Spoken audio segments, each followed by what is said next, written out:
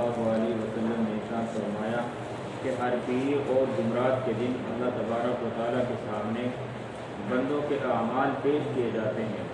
چنانچہ اللہ تبارک و تعالیٰ اس دن ہر اس شخص کی جو اللہ تبارک و تعالیٰ کے ساتھ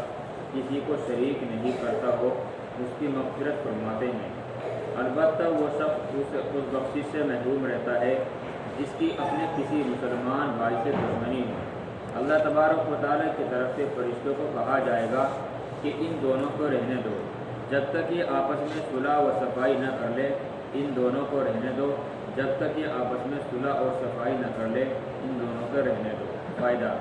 اس حدیث شریف کا مطلب ہے کہ راوی بیان کرتے ہیں کہ آپ صلی اللہ علیہ وسلم نے ارشاد فرمایا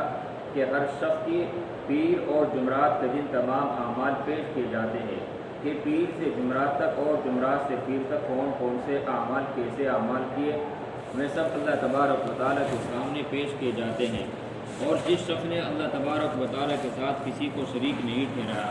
یعنی کہ کوئی کافر والا کام نہیں کیا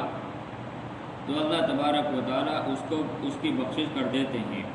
اور جس شخص نے اللہ تبارک و تعالیٰ کے ساتھ کسی کو شریک ٹھہرایا یعنی کہ بتوں کی پوجا کی یا کوئی ایسا کام کیا جو دین اسلام کے خلاف ہے تو اللہ تبارک و تعالیٰ اس کی بخشش نہیں کرتے۔ اور وہ شخص جن دونوں میں آپس میں دشمنی ہو، آپس میں پیار و محبت نہ ہو، بات چیت نہ ہو، ملاقات نہ کرتے ہو، آپس میں ایک دوسرے سے جلن اور کینہ رکھتے ہو، ان دونوں کا اعمال اللہ تبارک و تعالیٰ فرشتوں کے ذریعے کہہ دیتے ہیں کہ ان دونوں کو ابھی رہنے دو جب تک یہ آپس میں صلح و صفائی نہ کر لے، جب تک ہم ان دونوں کی بخشش نہیں کریں گے۔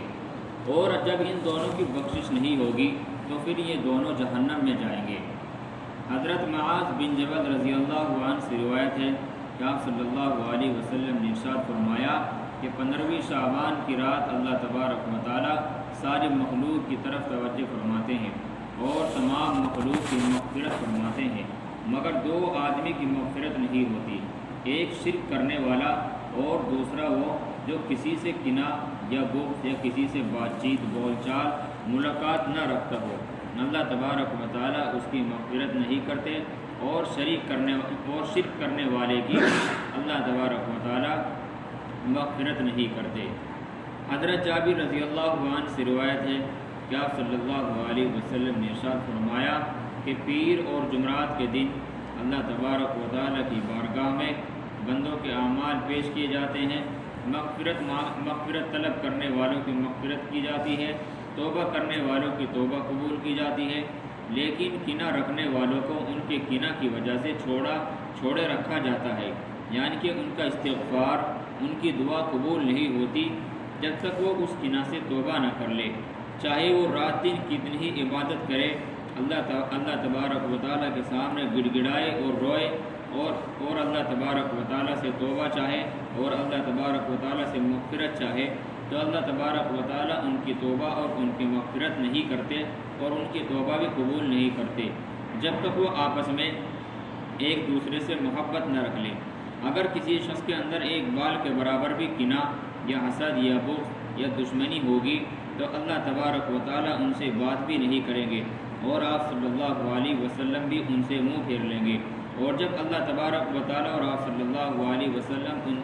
اس شخص سے منہ پھیر لیں گے تو پھر اس شخص کا ٹھکانہ جہنم ہوگا، جہنم کے سوا اور کچھ نہیں ہوگا۔ اور دنیا کے اندر جتنے بھی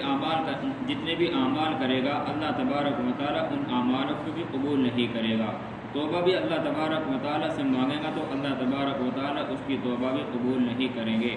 جب تک وہ اپنے دل سے کینہ کو نہ نکال دیں، جب تک وہ اپنے دل کے اندر سے بغض اور حسد اور دشمنی کو نہ نکال دے۔ حضرت ابو موسیٰ رضی اللہ عنہ سے روایت ہے کہ آپ صلی اللہ علیہ وسلم نے ارشاد فرمایا کہ ایک مسلمان کا دوسرے مسلمان سے تعلق ایک عمارت کی طرح ہے، یعنی کہ ایک بلڈنگ ایک مکان کی طرح ہے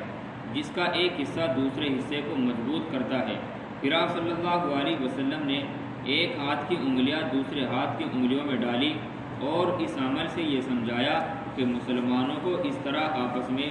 ایک دوسرے کے ساتھ جڑے رہنا چاہیے اور ایک دوسرے کی قوت اور طاقت کا ذریعہ بننا چاہیے۔ اگر ایک دوسرے کی طاقت نہیں بنو گے تو مارے جاؤ گے اور کافر تم پر حاوی ہو جائیں گے۔ حضرت ابو دردہ رضی اللہ عنہ سے روایت ہے کہ آپ صلی اللہ علیہ وسلم نے ارشاد فرمایا کہ جو شخص کسی عورت کو اس کے شوہر کے خلاف یا کسی غلام کو اس کے مالک کے خلاف بھڑکائے وہ ہم میں سے نہیں۔ فائدہ، آپ صلی اللہ علیہ وسلم نے ارشاد فرمایا کہ اگر کوئی شخص کسی کی بیوی کو اس کے شوہر کے خلاف بھڑکائے، مثلاً یہ کہے کہ تمہارا شوہر تو نشہ کرتا ہے، تمہارا شوہر تو وہاں کھڑا تھا، تمہارا شوہر تو کسی سے بات چیت کر رہا تھا، یا تمہارا نوکر یا نوکر کے بارے میں مالک کو کہے، مالک سے جا کر بتلائے کہ تمہارا نوکر کام نہیں کرتا، کھاتا اور سوتا ہے، گھومتا اور پھرتا ہے، تو اللہ کے نبی صلی اللہ علیہ وسلم نے ارشاد فرمایا کہ وہ میرا امتی کبھی نہیں ہو سکتا اور وہ سچا پکا مسلمان بھی نہیں ہو سکتا۔ حضرت زبیر ابن عوام رضی اللہ عنہ سے روایت ہے کہ آپ صلی اللہ علیہ وسلم نے ارشاد فرمایا کہ تم سے پہلی امتوں کی بیماری تمہارے اندر سرایت کر گئی، یعنی کہ تمہارے اندر پیدا ہو گئی۔ وہ بیماری حسد اور بغض اور جو منہ پھیرنے والی تھی، وہ یہ تھی کہ ان میں آپس میں کینہ تھی، بغض تھی، یہ سب سے بڑی بیماری تھی آپ صلی اللہ علیہ وسلم کے آنے سے پہلے۔ فائدہ، اس حدیث شریف کا مطلب ہے کہ آپ صلی اللہ علیہ وسلم نے ارشاد فرمایا کہ تم میں سے جو پہلی امت تھی، یعنی کہ میرے آنے سے بھی پہلے جو امت تھی، ان کے اندر یہ بیماری بہت خطرناک پیدا ہوئی تھی کہ وہ آپس میں کینہ رکھتے تھے، دشمنی رکھتے تھے، بغض رکھتے تھے، ایک دوسرے سے منہ پھیرتے تھے۔ آج وہی بیماری میری امت کے اندر پیدا ہو گئی، یعنی کہ آپ صلی اللہ علیہ وسلم کی امت کے اندر پیدا ہو گئی۔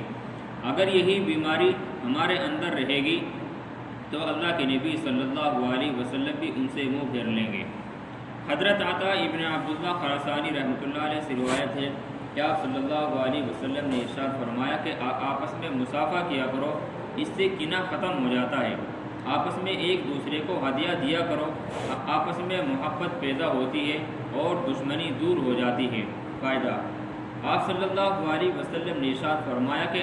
جب تک آپس میں مصافحہ کرو گے، جب تک ہاتھ دونوں کو ملے رہیں گے تو صغیرہ گناہ معاف ہو جاتے ہیں، اور اگر تم اپنے دلوں سے کینہ بغض کو نکالو گے اور آپس میں ایک دوسرے کو ہدیہ پیش کرو گے، یعنی کہ کبھی کوئی چیز پیش کر دی، کبھی کسی نے کوئی چیز پیش کر دی، اور آپس میں محبت کے ساتھ رہو گے اور دشمنی کو دور رکھو گے، تو اللہ تبارک و تعالیٰ اور آپ صلی اللہ علیہ وسلم بھی آپ سے بہت خوش ہوں گے۔